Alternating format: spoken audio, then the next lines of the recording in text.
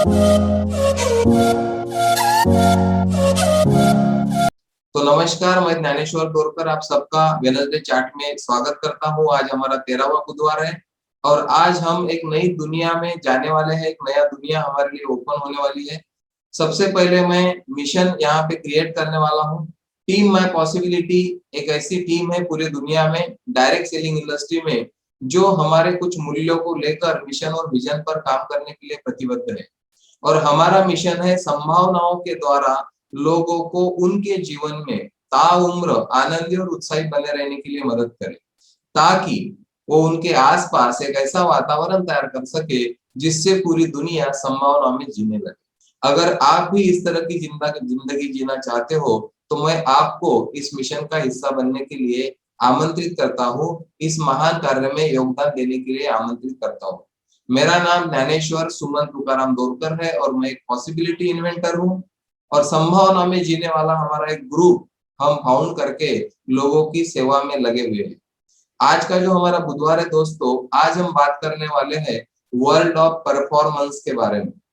एक नई दुनिया आपके लिए आज ओपन होने वाली है, world of performance. World of performance का मीनिंग क्या होता है? परफॉर्मर कौन लोग है, हम किसको मानते हैं कि ये परफॉर्मर? तो ये ऐसी एक दुनिया है, उसके साथ बाजू में और एक दुनिया है दोस्तों। आप ये देखो, परस्पर विरोधाभासी मूल्य एक दूसरे के पूरक होते हैं। रविशंकर जी ने बोला है आर्ट ऑफ लिविंग में, बेसिक कोर्स में मैंने सीखा था। परस्पर विरोधाभासी मूल्य एक दूसरे के पूरक होते हैं। एक कॉइन है आपके पास 5 का, उसको 2 साइड है तो उसकी वैल्यू है 5 रुपए, लेकिन 2 साइड क्या है? अपोजिट है। तो आपको अगर अपोजिट चीजें नहीं चाहिए, सुख के साथ दुख नहीं चाहिए, धूप के साथ छाव के साथ धूप नहीं चाहिए, तो आप उसको काट लो, 5 रुपए का कॉइन काट डालो, तो उसकी वैल्यू कितनी रहेगी? 10 रुपए हो जाएंगे या 0 हो जाएंगे? तो उसकी वैल्यू हो जाएंगी 0। तो मैं जिस दुनिया से आपको आज परिचित करने जा रहा हूँ वो दुनिया है वर्ल्ड ऑफ परफॉर्मेंस और उसके बाजू में दूसरी दुनिया है वर्ल्ड ऑफ रीजंस। एक है परफॉर्म करने की दुनिया, एक है कारणों की दुनिया।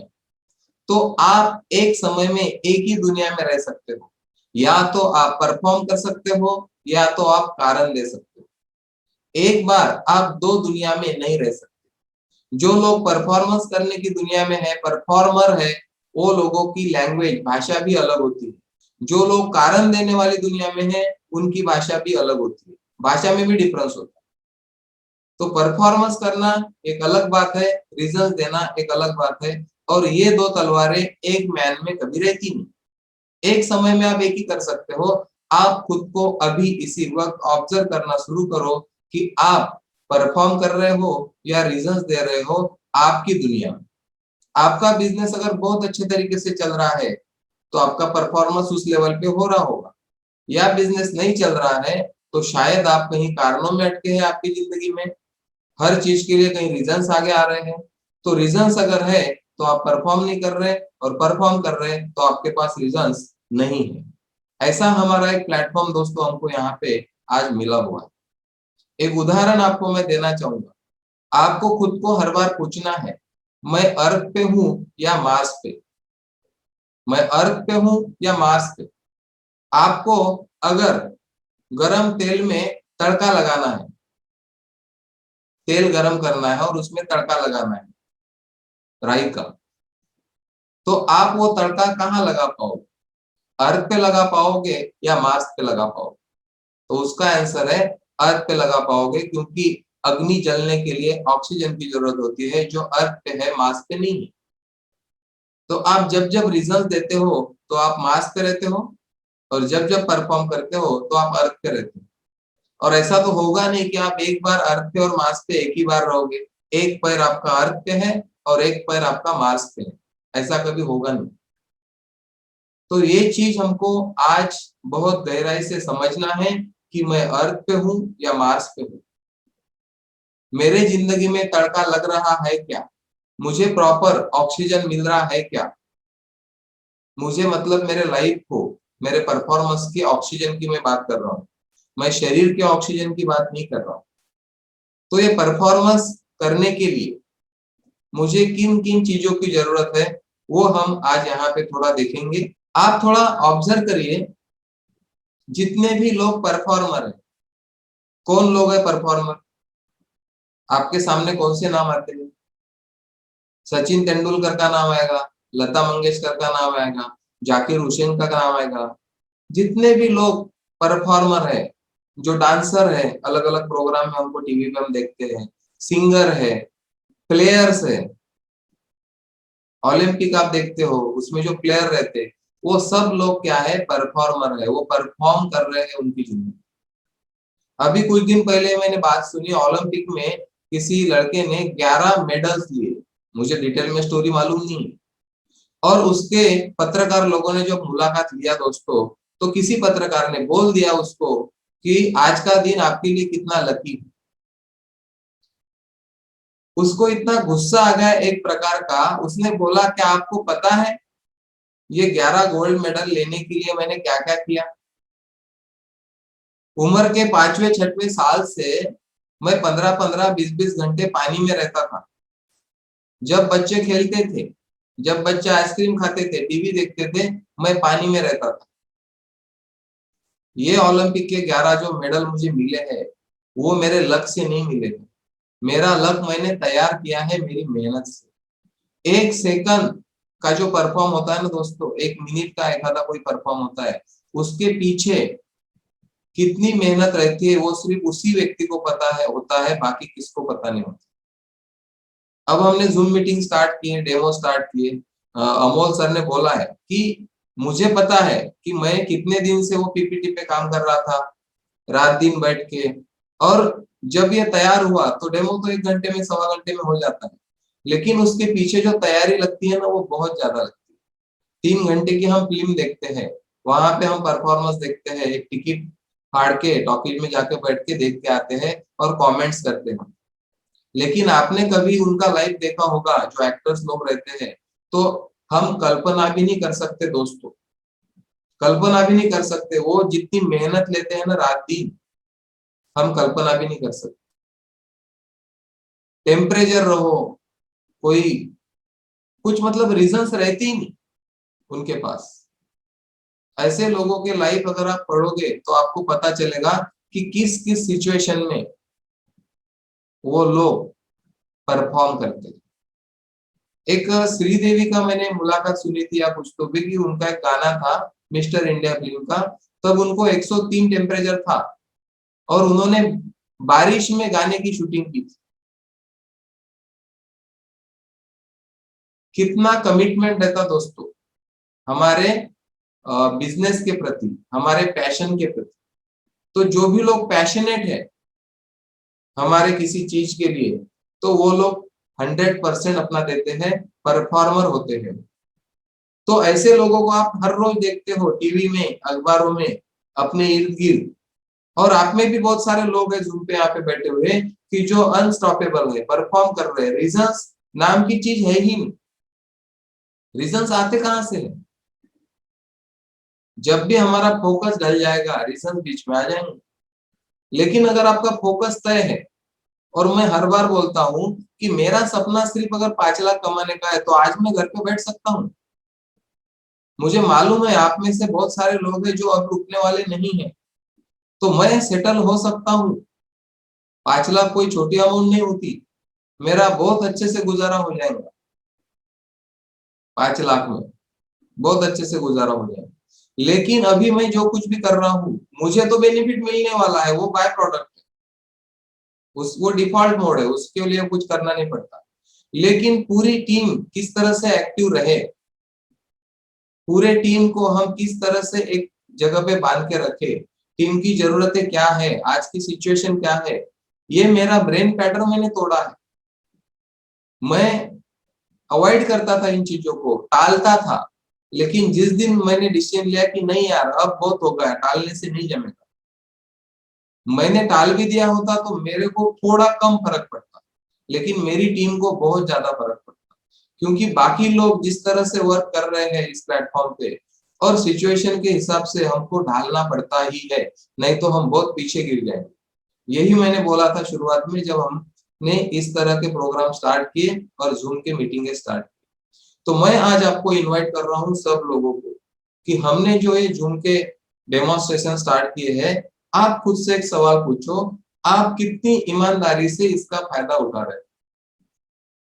आप कितनी लेवल पे जाके आपके टीम के हर मेंबर से बात कर रहे हो और उनको इंसिस्ट कर रहे हो, उनको मतलब मोटिवेट कर रहे हो, इंस्पायर कर रहे हो कि भाई आप घर बैठे बैठे ये काम कर सकते हो, अभी एक नई अपॉर्चुनिटी हमको मिली है। तो क्या आप हमारी जूम मीटिंग एक अपॉर्चुनिटी के तौर पे लोगों को शो कर रहे हो? मेरा एक सबसे अच्छा पॉइंट ये है, मुझे दिखता है कि प्रमोशन जो है ना मेरा स्ट्रॉन्ग पॉइंट। किसी भी चीज का प्रमोशन करना हो ना तो मेरा कोई हाथ नहीं पकड़ सकता, और इसीलिए शायद हर जगह पे मैं आगे रहता हूँ। प्रमोशन एक बहुत बड़ी चीज, कितनी भी चीज आपके अच्छे हाथ में लगी है लेकिन आप उस तरह से अगर उस चीज को प्रमोट नहीं कर रहे हो ना तो उसका फायदा आपको नहीं मिलेगा। अमोल राउत सर ने उस दिन बोला कि ये आपने इतना बड़ा एक प्लेटफॉर्म हमारे लिए तैयार किया है और अभी भी अगर किसी का बिजनेस नहीं बढ़ता है आने वाले 6 महीने में, तो उन्होंने तो डिक्लेयर कर दिया कि मैं 6 महीने में किंगन का बिजनेस छोड़ दूंगा। उन्होंने एक्चुअली ये सब लोगों की तरफ से एक प्रकार से वो बयान दिया कि भाई एक रेडीमेड प्लेटफॉर्म हमको मिल रहा है और कितना आसान है कि हमको सिर्फ एक जूम की लिंक भेजना है। हमारे पास 32 मिनट का यूट्यूब पे वीडियो है कि लोगों को कैसे इनवाइट करना है और क्यों इनवाइट करना है। जो लोग सैटरडे को 8 बजे नहीं आए, आप इतने हल्के में नहीं ले सकते इन चीजों को। आप 8 बजे सैटरडे को नहीं आए क्योंकि आपकी प्रायोरिटी दूसरी कुछ थी, लेकिन फिर भी 2 दिन के बाद आपको यूट्यूब पे वीडियो मिल गया। जो सेशन आपका मिस हुआ था उसका वीडियो अवेलेबल है, कितने लोगों ने देखा लिंक आने के बाद या नोटिफिकेशन आने के बाद। अब आपके पास एक 32 मिनट का ट्रेनिंग सेशन अवेलेबल है कि लोगों को इनवाइट कैसे करना है, और इनवाइट करने के लिए एक प्लेटफॉर्म अवेलेबल है, वो भी दिन में 2 बार, एक बार हिंदी, एक दिन हिंदी, एक दिन मराठी। मतलब मैं अगर आपकी जगह होता ना तो इसका इतना ज्यादा फायदा उठाता। अब आप बोलेंगे कि आप खुद की मुंह मियां मिट्टू बन रहे हैं, ऐसी बात नहीं है।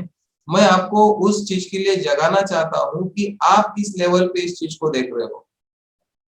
आप इतने कम समय में शिक्षे तक चले जाएंगे, सुपर फास्ट एकदम। तो मैसिव एक्शन की जरूरत है दोस्तों। जितना गैप गिरा है ना काम में हमारे, जितना ब्रेक लगा है, बहुत सारे अपने टीम में अपने डिस्ट्रीब्यूटर्स है, दोस्त है, जिनका बिजनेस उस तरह से नहीं ग्रो हो रहा है।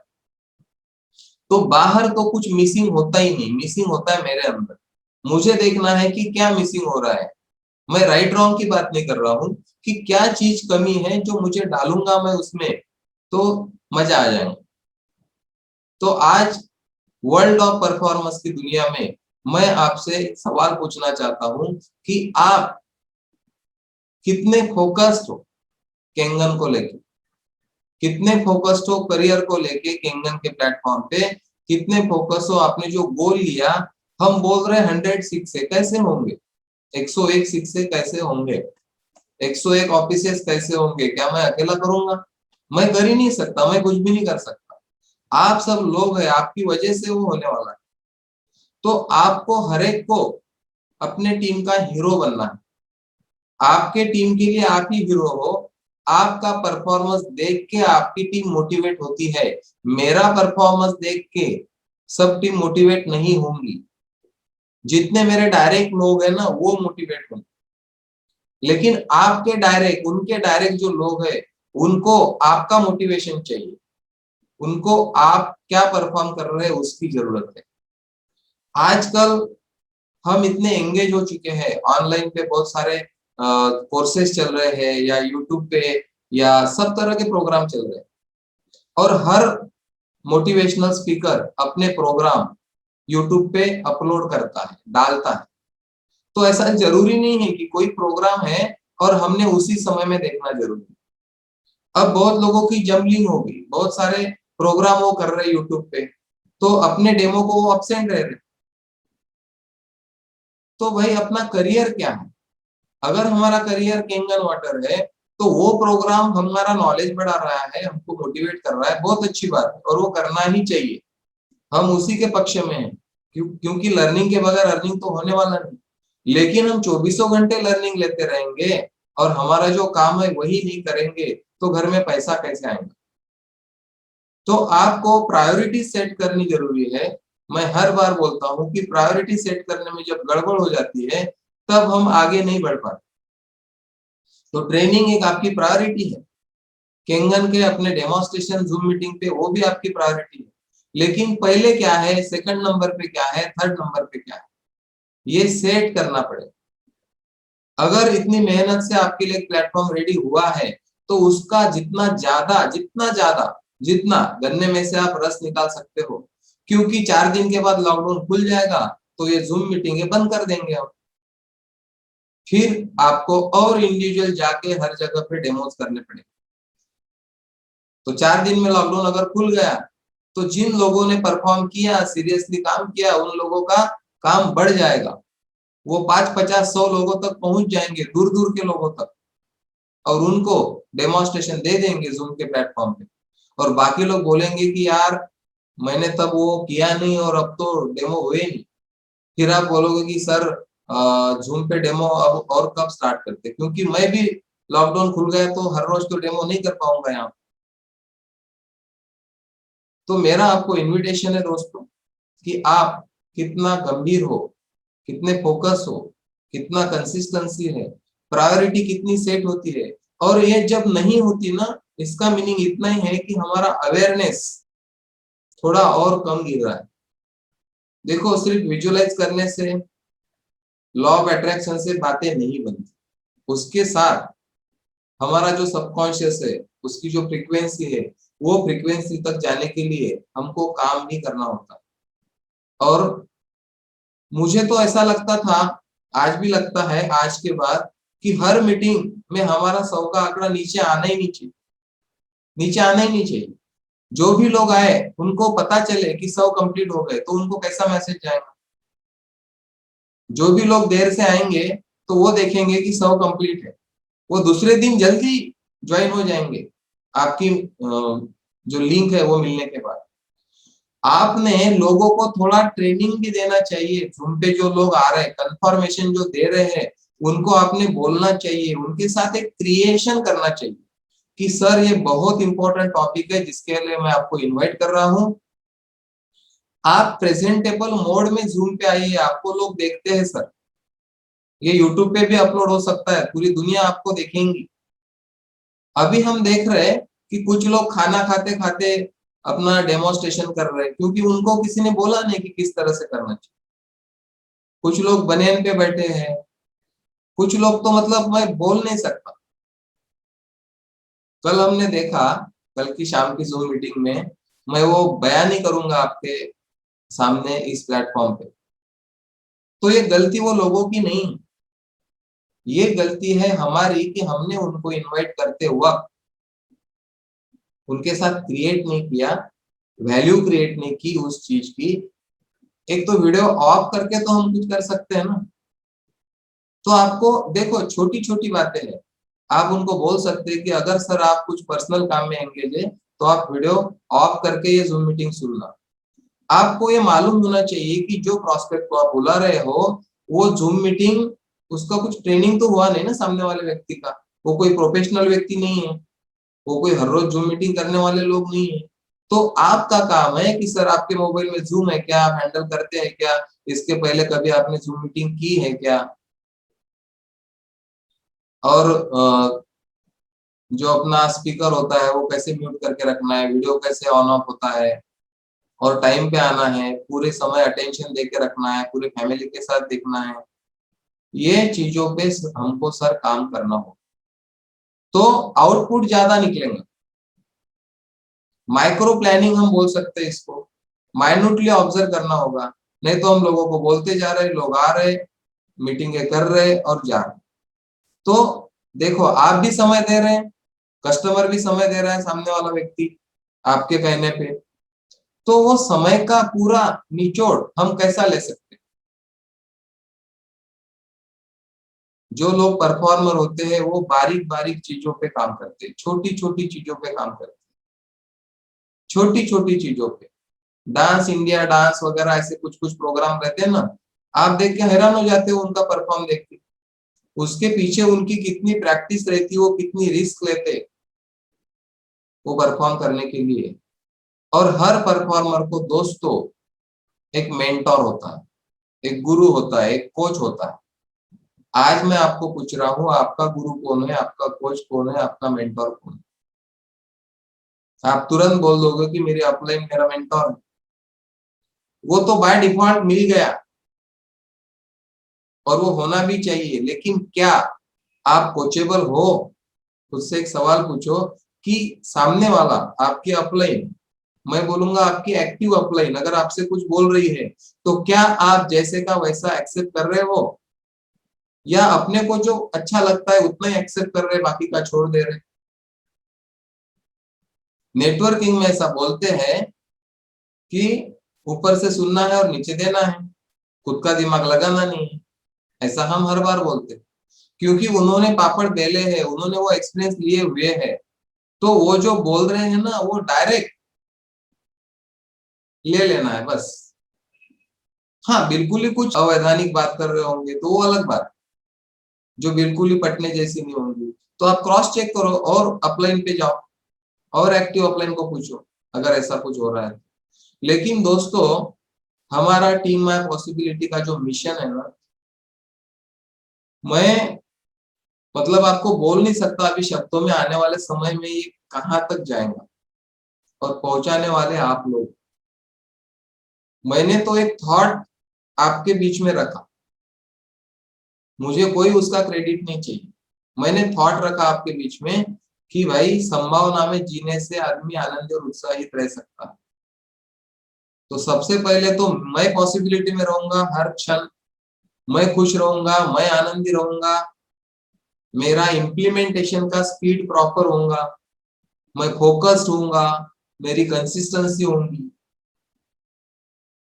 4 दिन से हमारे डेमो चल रहे, वही बेचारे 4 लीडर आते हैं जो शेयर कर रहे, पांचवा कोई आदमी हैंड रेज नहीं कर रहा है।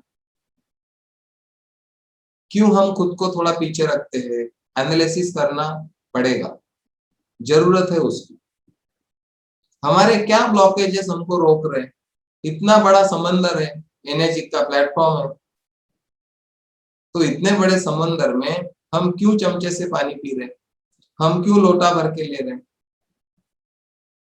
संभावनाएं अपार है, लेकिन उसके लिए जो संभावना में खड़ा रहे। तो आज मैं आपका ध्यान केंद्रित करना चाहता हूं, मैं कौन हूं? मैं परफॉर्मर हूं या कारण देने वाला व्यक्ति हूं? कारण तो बहुत है।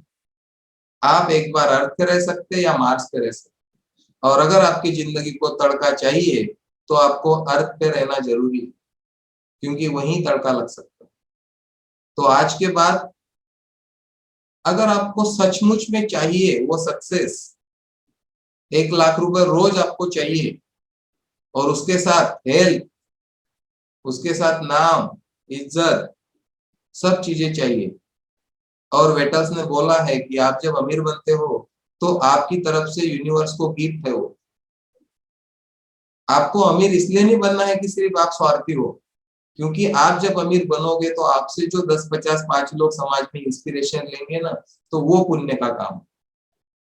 आप जब 10, 5 लाख कमाने लगोगे तो एंजॉय तो आपकी लाइफ आप ही करोगे, लेकिन जाने अनजाने में बहुत जगह पे आपको पता भी नहीं रहेगा कि किसी ने आपको देख के कुछ इंस्पिरेशन लिया और उसके लाइफ में वो परफॉर्म कर रहा है। 5, 10 साल के बाद पता चलेगा, वो आदमी कहीं टकराएगा, बोलेगा सर मैंने आपका एक वीडियो देखा था कि आप कहाँ से आए और अब क्या कर रहे हो जिंदगी में, मुझे बहुत अच्छा लगा, उस दिन से मैं ऐसे ऐसे ऐसे ऐसे किया और आज मैं भी ऐसे हूँ। तो इतना बड़ा पुण्य का काम आप बोलते हो, सचमुच में है ही नहीं। और सिर्फ केंगन पानी की बात नहीं कर रहा हूँ, ये जो हम बिजनेस कर रहे हैं, ये जो हम लोगों को इसमें ला रहे हैं, आज लोग जिस तरह से रिजाइंड है, जिस तरह से परेशान है, तो मैं हर बार बोलता हूँ कि आपकी भूख है 1, 2 लाख की, 5 लाख की, लेकिन आप शांत हो गए तो आपका नुकसान नहीं है। आपकी भूख अगर 30 लाख रुपए महीने की है तो वो पूरी करते करते जितने लोग इन हो जाएंगे आपके टीम में, तो आपके वो भूख की वजह से इतने लोगों का भला हो जाए। पुराने हमारे बिजनेस में मेरे एक दोस्त हर बार बोलते थे कि हमें ऐसा लगता है कि आप ज्यादा कर्जा निकालो, आपके ऊपर ज्यादा कर्जा रहेगा तो आप ज्यादा बड़ा बिजनेस करोगे, तो उसमें हमारा फायदा होगा, ऐसा वो एक बोलते थे मेरे दोस्त। तो आप जोखिम लेने के लिए अगर तैयार नहीं होंगे तो आपका ग्रुप जोखिम कैसे लेगा? हम जो बोलते हैं वो हमारा ग्रुप सुनता नहीं, हम जो करते हैं वो देख के उसका देखा देखी कार्यक्रम चलता है दोस्त। मैं अगर थोड़ी जोखिम लेके ऑफिस डालने के लिए तैयार नहीं हूँ, कुछ 1-2 लाख की भी मैं जोखिम लेने के लिए तैयार नहीं हूँ, और मेरे सपने हैं कि 10 लाख आना चाहिए, 20 लाख आना चाहिए, आएंगे कैसे? नहीं आएंगे। मेरे घर में सिर्फ एक मशीन लगी है और वहीं से मैं काम कर रहा हूँ। तो मेरा सपना भी इतना है, मेरा परफॉर्मेंस भी इतना है, मेरा विजन भी इतना है, बस इतना इतना इतना। आज अमर भाव का जो ऑफिस शुरू करने के बाद जो परफॉर्मेंस बढ़ा है, इतने सालों से वो परफॉर्म नहीं था। और वो दोनों हस्बैंड वाइफ जिस तरह से अब एक्ट कर रहे हैं, वो सब एक डिसीजन की वजह से, कि उन्होंने एक बड़ा ऑफिस लिया, बड़ा ऑफिस। मैं हर बार उदाहरण देता हूँ, एक बार आप कोई गांव में गए और एक 500-600 रुपए की रूम किया आपने एक लॉज पे, हर जगह पे लिखा होता है यहाँ ठहरने की उत्तम व्यवस्था। बहुत सारे सारे सारे सिंपल सिंपल लॉज होते हैं, लेकिन लिखा होता है उत्तम व्यवस्था, लेकिन आप जब जाते हो तो आपको दिखता है कि कितना उत्तम।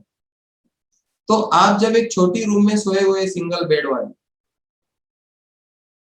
और दूसरी जगह पे आप गए, किसी कंपनी की तरफ से कोई प्रोग्राम है एक स्टार होटल में, और वहां पे एक 5-6 हजार रुपए के रूम में आपको रहने का मौका मिला, तो दोनों जगह पे क्या आपकी थॉट प्रोसेस एक ही चलेंगी क्या? बड़ी होटल में जब जाते हैं तो ऐसा ऊपर नीचे हम देखते हैं, कितनी बड़ी बड़ी वो सब उनका रहता है, दरवाजा कितना लंबा रहता है, हम 5 फुट के, दरवाजा 15 फीट, वो आदमी खोलता है, हमको वेलकम करता है। तो कैसा फील होता है जब हम एंटर करते हैं किसी 5 स्टार होटल में? वहां पे अपने आप अपने विचार बड़े बन जाते। तो अगर सब अवेलेबल है तो छोटा सोचना ही क्यों? और हम जब छोटा सोचते हैं तो वो सोच हमारे तक सीमित नहीं रहती, उसका असर हमारे इर्द गिर्द के वातावरण पे पड़ता है। सबसे ज्यादा असर पड़ता है हमारे फैमिली पे, हमारे फैमिली पे, हमारे बच्चों पे। कल हमारी मीटिंग होने के बाद में शिव ने वो एप्पल का कोई नया कंप्यूटर निकला है, कुछ नाम है उसका मुझे याद नहीं, और उसकी उसने साइट खोली एप्पल की और देखा डॉलर में उसकी प्राइस, तो $1300 कुछ तो भी था, और वो 1,04,000 कुछ तो भी समथिंग होगा। उसने बोला $80 तो उसने बोला बहुत ही सस्ता है ये तो मुझे इतना अच्छा लगा कि उसके लिए 1 लाख बहुत सस्ता वो बोल रहा है, और एक 3 लाख का भी देखा तो उसने बोला सिर्फ 3 लाख का ही है। ये लैंग्वेज आई कहाँ से बच्चों में? कहाँ से आई ये लैंग्वेज?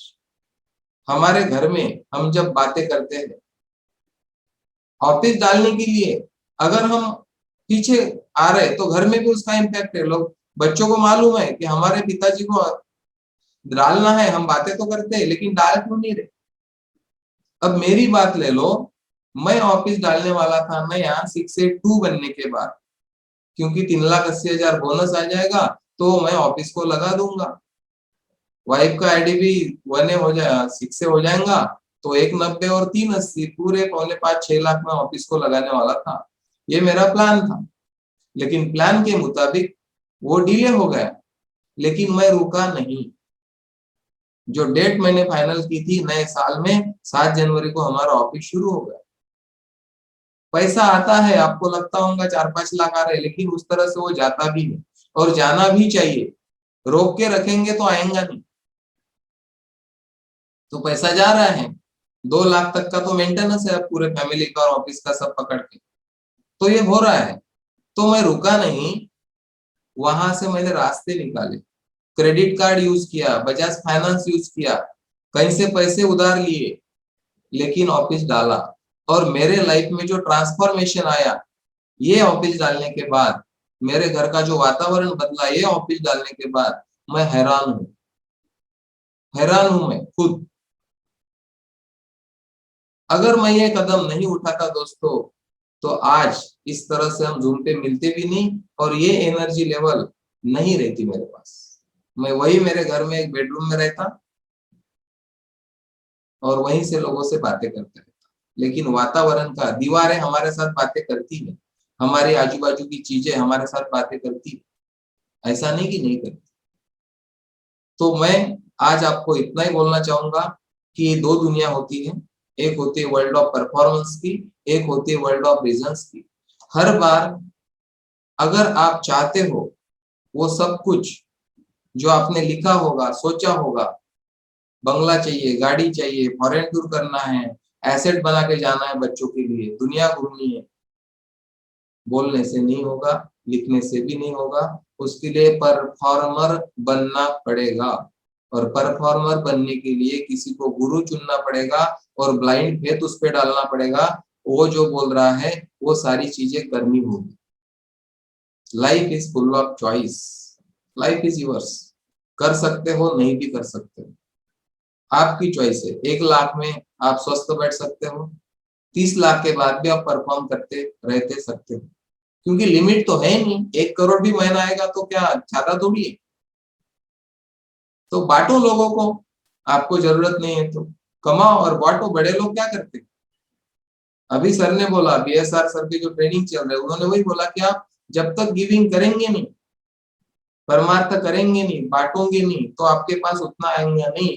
और वो मेरा लाइव एक्सपीरियंस। आज से 2 साल पहले एक जगह पे मैं गया, वहां पे मुझे सेवा का सिद्धांत पता चला और पहली बार मेरे इनकम का कुछ हिस्सा मैंने देना स्टार्ट किया दोस्तों। मैंने एक्सपीरियंस करा, मेरा बिजनेस अपने आप बढ़ने लगा। मतलब ऐसी चीजें होने लगी मेरे साथ, क्योंकि ऐसा बोलते हैं कि यूनिवर्स का भी कुछ टैक्स हमको चुकाना पड़ता है। और वो जिसने समझ लिया, 1 रुपए से, 10 रुपए से, 100 रुपए से आप स्टार्ट कर सकते हैं। ये आज का हमारा टॉपिक नहीं है, लेकिन जब आप दोगे तभी आएगा। कुएं में से हम पानी निकालते हैं तो नया पानी आ जाता है, लेकिन पानी नहीं निकाला तो कुआं भर नहीं जाता। अगर आपके कुएं में, खेत में कुआं है, उसमें 20 फीट पानी है, तो आपने पानी निकाला तो दोबारा से वो 20 फीट भर जाएंगे। लेकिन 8 दिन नहीं निकाला तो वो बाहर आके बहने नहीं लगेगा। तो गिविंग एंड रिसीविंग एक अलग चीज है, जो आज मैं यहाँ पे नहीं लेने वाला हूँ। तो ये भी हमको देखना है। और बार बार आज के दिन सिर्फ मैं आपको इनवाइट करना चाहता हूँ कि एक परफॉर्मर की तरह जियो, अनस्टॉपेबल रहो, फोकस्ड रहो, कंसिस्टेंसी रखो और हर बार टीम के बारे में सोचो। आप जब इंडिविजुअल में अटक जाते हो ना, तभी प्रॉब्लम होती है। जिन जिन लोगों के बिजनेसेस उस तरह से ग्रो नहीं कर रहे, क्योंकि वो इंडिविजुअल में अटके हुए हैं। मैंने इसके पहले भी बोला है कि हमारी एक इंडिविजुअल सोच होती है और एक कारपोरेट सोच होती है। तो कारपोरेट सोच हमको आगे लेके जाएंगे। आपके पास आज एक व्यक्ति होगा, 2 होंगे, 3 होंगे, 4 होंगे, उनको स्ट्रक्चर में लगाओ, उनको स्ट्रक्चर सिखाओ। हर चीज जो ऊपर से आ रही है अपने पास मत रखो, तुरंत फॉरवर्ड करो, तुरंत। और ये मौका है, आपके यूजर होंगे। उस दिन विठल ने बोला कि अभी मौका क्या है कि आपके टीम में जो यूजर है उनको भी आप एक्टिव कर सकते हो। उनको भी आप बोल सकते हो कि ऐसा ऐसा हमारा जूम पे अभी ये रहता है डेमोन्स्ट्रेशन। आपको अगर रिजल्ट है, पहले तो उनसे बात करनी है रिजल्ट के बारे में, उनको क्या फील हो रहा है। अगर वो खुश है तो वही लोगों को बताएंगे, नहीं तो नहीं बताएंगे। तो आप उनको भी यहाँ पे प्रवाह में ला सकते हो। तो मैं आज आपको शुभकामनाएं देता हूँ। आप पूरी तरह से इस चीज को निचोड़ डालो और ये लॉकडाउन में इतना बिजनेस खींच डालो। क्योंकि देखो, मैं एक और मुझे एक बात याद आई, बहुत पुरानी बात है। मेरा भाई और मैं, हम बहुत परेशान रहते थे तब, और 40,000 रुपए हमारा महीने का आउट गोइंग था। 40,000 कर्जे थे, कुछ कुछ हफ्ते थे। तो कभी कभी जब निगेटिविटी आती थी मेरे भाई की तरफ से, तो मैं उसको बोलता था कि अरे, आज हमको 40,000 रुपए सिर्फ देना है और इसलिए हम कष्ट कर रहे हैं 40,000 कमाने के लिए। लेकिन तू सोच कि कुछ दिन के बाद ये कर्जे जब नील हो जाएंगे, तो हमारी 40,000 रुपए कमाने की एबिलिटी तो तैयार हो गई ना। तो कर्जे वही लोग लेते हैं, लायबिलिटी वही लोग बढ़ाते हैं जिनमें उतनी एबिलिटी होती है। एबिलिटी का और लायबिलिटी का बहुत करीब का रिश्ता है। एबिलिटी के साथ लायबिलिटी जुड़ी रहती है। जो लोग कर्जे से डरते हैं वो लोग कुछ बड़ा नहीं कर पाते। मैं ये नहीं सजेशन कर रहा हूँ कि आप कर्जे निकालो, वो हर एक का अपना अपना पर्सनल बिलीफ सिस्टम है। आपको अगर नहीं लगता तो आप नहीं निकालेंगे, लेकिन बिजनेस बाहर से पैसे निकालने से ही होता है। ये गलत कंसेप्ट है कि मेरे पास पैसे रहेंगे तो मैं बिजनेस करूंगा। जितने भी बड़े बड़े बिजनेसमैन है वो बाहर से पैसा उठाते हैं बिजनेस करने के लिए और बड़ा बिजनेस करते हैं। तो हो सकता है थोड़ा विषय इधर का उधर गया होगा आज का, लेकिन वापिस मैं आपको एक जगह पे ला रहा हूँ। परफॉर्मर बनो और पूरे टीम के लिए एक उदाहरण बनो। जितनी भी छोटी बड़ी टीम होंगी उन्होंने आपको फॉलो करना है, मुझे नहीं। उनके हीरो आप हो। Thank you very much. इस नई दुनिया में मैं आपका स्वागत करता हूँ। अर्थ पे रहना है अगर लाइफ में तड़का चाहिए। Thank you very much. Thank you.